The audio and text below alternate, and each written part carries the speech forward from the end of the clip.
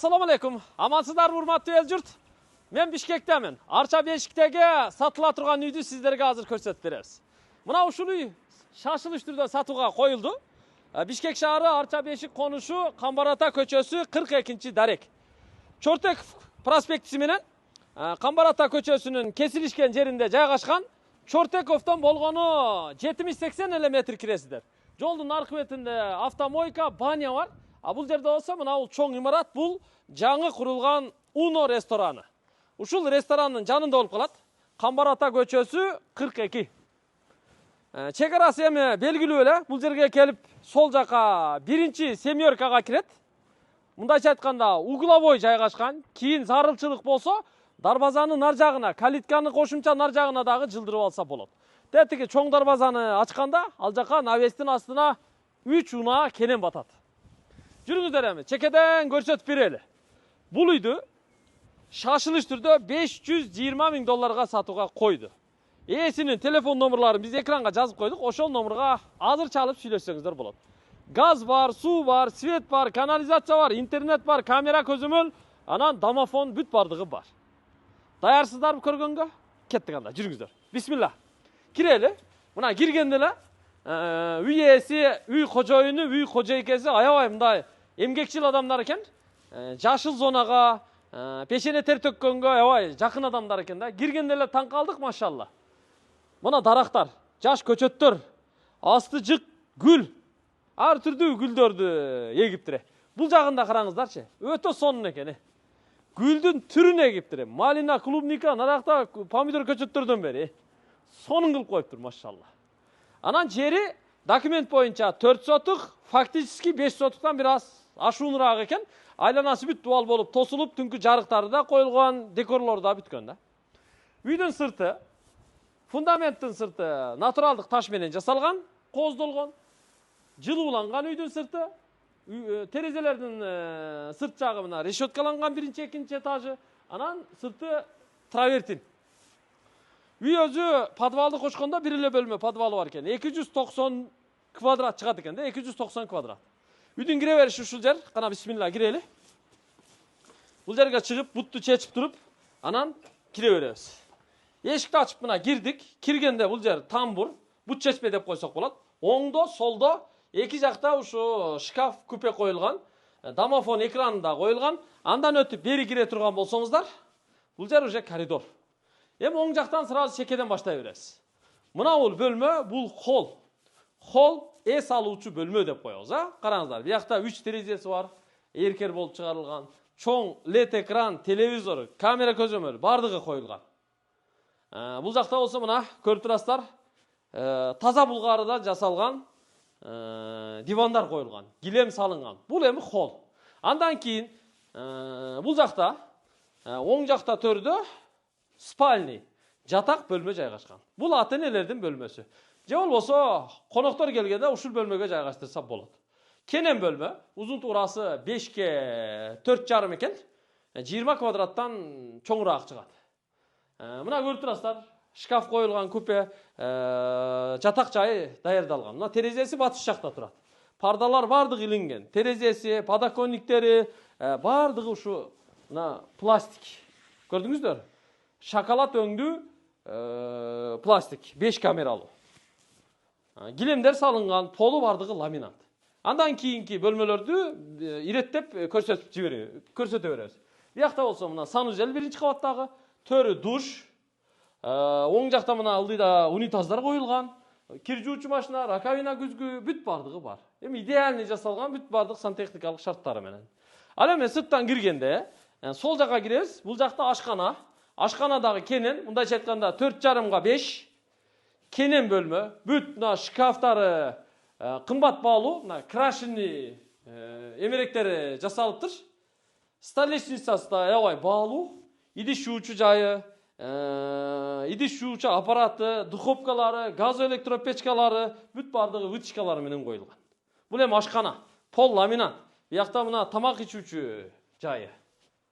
Эми келиңиздер. Кийинки бөлмөнү көрсөтөлү.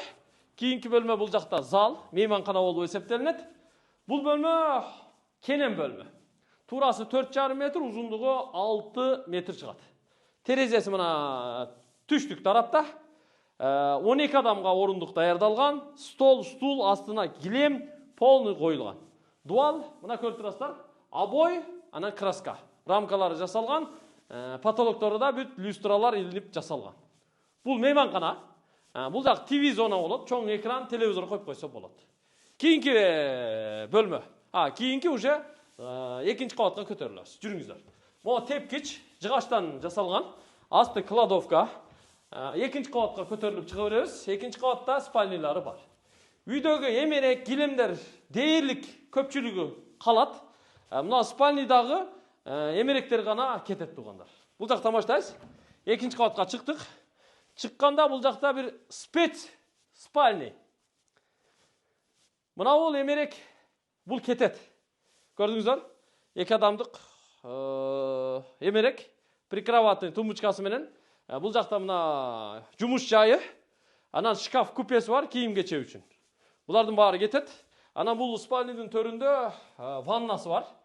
Жууну бөлмөсү. Полу дуалы бүт кафел болгон. Бардық сантехникалық шарттары түзілген, керек болса сушилкалардан бері бүт бардығы бар. Андан кейін, мына дуалы обой. Жақшы обойлардан жасаптыр да. Андан кейін, мына ортада бір бөлме бар екен, бұл кладовка. Шу майда чүйден ушул жерге қояды. Мына шаты менен те үстүнө ачып тұрып, чердак ачып кетсе дағы болады екен. Бұл эми кладовка болып қалды. Андан кейін бұл жақта да бір бөлме бар. Бұл дағы спальни негизи. Мұны гардеробный қылып қойған. Мына, көрдіңіздер? Ушул жерден эмерек башталат. Бардығы мына эшиктери дагы купейный эшиктер қойылған күзгүлөрү менен бүт кийим кече, женский, мужской өз-өзүнчө бардығы ушу эки тарап тизилген. Терезеси мына көчө жакта. Бул эми негизинен проект боюнча спальный, бирок үйдүн ээси муну таза гардеробный кылып койгон, шкафтарды жасатып. Бул болсо коридор, коридордун төрүндө атайын диван коюлган. Бұл да меніңше кетсе керек. Мұнда болса дағы бір бөлме бар. Бұл деле негізі спальни, азырынча үй бүлө мүлчөлөрү азыраак болгон үчүн эми муну намазхана кылып койушкан. Бул азырынча намазхана, кенен бөлмө. Астыдагы жана холдун үстү болуп калат. Намазхана. Биякта ушу диний китептер, Куран китептери бардыгы коюлган. Узун туурасы 4,5 5,5 ушундай да. Бул жагы мына TV зона. Кийинки бөлмөгө башпагабыз. Биякта дагы бир спальня бар. Мына жакка кире турган болсок, бул эми ата-энелердин бөлмөсү, же болбосо бала менен келиндин бөлмөсү. Спальня бөлмө. Бүт эмеректери коюлган. Мына ол спальня эмеректер да кетет экен. Комплект менен эми өздөрүнүкү септин эмелери болсо керек. Буларды эми алып кетет экен. Өзүңүздөрдүкүн алып келип коюп жайгаштырып аласыздар. Бүт баары сонун жасалган, дуалдар обой, занавескалар илинген. Бул эми экинчи кабат. Пол килем салынган, анан ламинанттында мына жакындатып көрсөтө турган болсок, аябай сапаттуу, жакшысын коюп жасаган да. Эшиктер дагы мына ачык түстө, ак түстө, сапаттуу эшиктерден. Экинчи кабатта дагы бир жалпы жуунуу бөлмөсү бар. Төрүндө ванна, күзгү, раковина, унитаз, бүт бардыгы бар. Мына көрдүңүздөр, үй сонун бекен. Жүрүңүздөр эми. Сыртка чыгып аркасын өтүп подвалындагы көрсөтөбүз, очакканаларындагы бүт бардыгын көрсөтүп коелу сиздерге. Сиздер алыстабай туруңуздар. Бүт барын көрөсүздөр. Эгер жаккан болсо, келип үйдүн ээси менен кол алышып, сүйлөшүп келишсеңиздер болот. Баасы $520 000 кеми бар. Ачыгын айтканда $600 000 тегерегинде айтты. Биз келдик, бүгүнкү базар баасын айттык, нарагын түшүндүрдүк, берагын түшүндүрдүк. Баасы $520 000 коюлду да. Эми бир аз кемитип түшүрүп берет. Менимче бир ушу тоголотуп берет го дейм да. Даярсыздарбы да? Сыртты көрөлүбү? Кеттик анда, жүрүңүздөр. Сыртка чыгып бүт айлана чөйрөнү көрсөтөлү. Келиңиздер. Эми сыртка чыктык. Мына бул эшиктен киргенде оң жакта атайын раковина коюп тур, кол жуучу жайы бар экен. Үйдүн алдына айлана чөйрөгө бүт евро брусчатка басылган. Мага жаккан жери мына бул жашыл зонасы эле жакты да. Алма, гилас, өрүк, жана башка жаш көчөттөрдү отургузуп, эгип чоңойтуп аттыр. Бул жагы уже навес, ушул катарга узунунан курулган, 2 кат жабылган.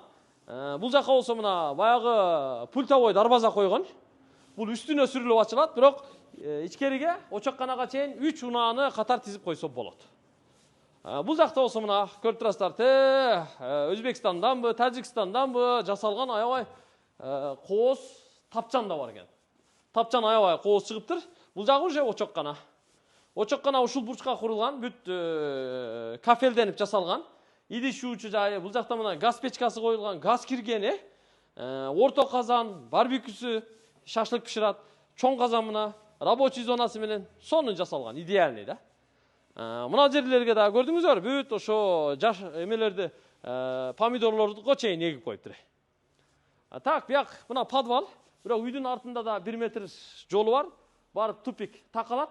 Нар жагынан айланып келгенде ажатканасы бар. Төрдөгү ажаткана. Подвалда бир көрүп коелу. Подвал эми бир үйгө бир бөлмө жок дегенде подвал болгону жакшы да. Холодная комната деп коет го. Мына бияка киргенде бир бөлмө подвалы бар. Бүт шкафтарга чейин жасап койгон. Кенен туугандар, 2 форточкасы менен дубалы агартылган полу кафел. Анан могу сырттан киргенде бойлер. Үстүндөгү душтарга, кухняларга бүт ушул 200 литрлик Аристон бойлер аркылуу ысык суу берилет. Могу канализациялар бардыгы тартылып центральныйга кеткен. А бул болсо газ печкасы, бүт система бардыгы тартылган. Газ менен эле кыштан чыгышат. Болду эми туугандар, баарын көрдүңүздөр. Үйдүн нар жагындагы көрсөтүп коелу. Негизи локация. Локация аябай жакшы да. Локация өтө сонун. Анан үйдүн фундаментинин сырты да мына көрүп турасыздар, натуралдык ушундай таштан жасалган да. Бүт дуалдардын ичи сырты, үйдүн фундаментинин сырты бардыгы ушундай натуралдык таш менен кооздолуп жасалган. А бул жерде мындай атайын селкинчек стол да бар экен. Дагы эмнеси калды? Дуалдардын ар бир тумбасына түнкү жарыктарын коюп чыккан. Түнкү жарыктары дагы аябай жакшы жанып турат экен. Анан бул жагы бар. Биягында да ушу 1 метр бекен. 1,5 метр экен, төрдөгү сырткы ажаткана. Сыртта жүргөндө ушул ажатканага эле кирип чыга берсе болот да. $520,000 кеми бар. Сүйлөшөсүздөр, келишесиздер. Документтери баары бар экен, так экен, жери 4 соток документальный, ал эми фактически бир аз чоңураак, кененирээк да. Жүрүңүздөр, сыртка чыгабыз. Бишкек шаары, Арча Бешик конушу, Камбар ата көчөсү 42. Могу Уно ресторанына кошуна жайгашкан, мындайча айтканда. Ушул локация сонун бекен. Менимче сиздерге жагат го дейм. Телефон номерларын жазып койдук, ошол номерларга чалып бүгүн сүйлөшүңүздөр. Кеч калып калбаңыздар да. Көрүшкөнчө, ассаламу алейкум.